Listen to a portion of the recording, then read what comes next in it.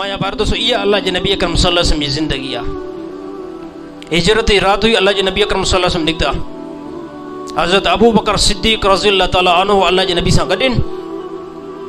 रात जो मरहलो आहे।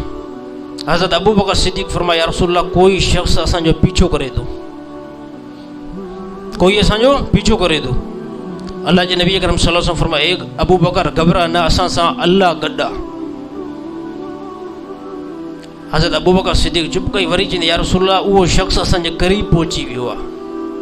त अल्लाह जे नबी अकरम सल्लल्लाहु अलैहि वसल्लम जीअं जो पंहिंजो मुंहुं मुबारक परे कयो ऐं पोइ ते ॾिठईं, अल्लाह जे नबी अकरम सल्लल्लाहु अलैहि वसल्लम ॾिठो त सुराका बिन मालिक घोड़े ते सुवार जेको अल्लाह जे नबी जो पीछो करे थो।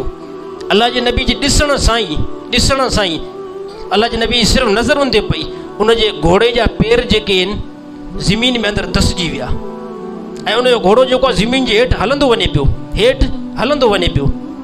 ईअं जेको आहे इहो सुराका बिन मालिक हलाक थींदो वञे पियो, ईअं हलाक थिए पियो जीअं मूसा अलैहिस्सलाम कारून खे धसाए पियो, ईअं सुराका बिन मालिक ज़मीन जे अंदरि धसंदो वञे पियो।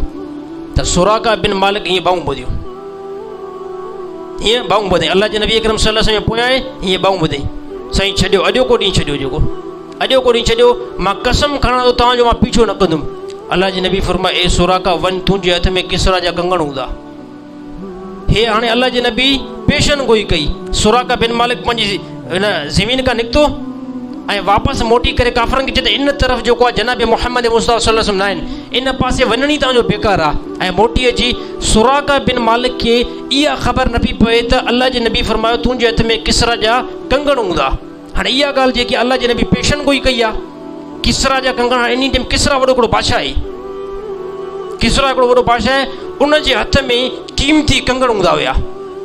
किसरा जे हथ में क़ीमती जेको आहे कंगण हूंदा, बादशाह हूंदो हुयो। पोइ जंहिं ज़माने में हज़रत उमर रज़ियल्लाहु ताला अन्हु फारस खे जंहिं टाइम फतह कयो, इन टाइम जेको आहे किसरा जा कंगण मुसलमाननि जे कंट्रोल में अची विया। त हज़रत उमर रज़ियल्लाहु ताला अन्हु फरमायो सुराका बिन मालिक किथे आहे? हाणे इन टाइम सुराका बिन मालिक मुसलमान थी चुको आहे। हज़रत उमर रज़ियल्लाहु ताला अन्हु फरमायो सुराका बिन मालिक किथे आहे? साहिबनि जो साईं साम्हूं बीठो आहे, चई सॾु कयोसि।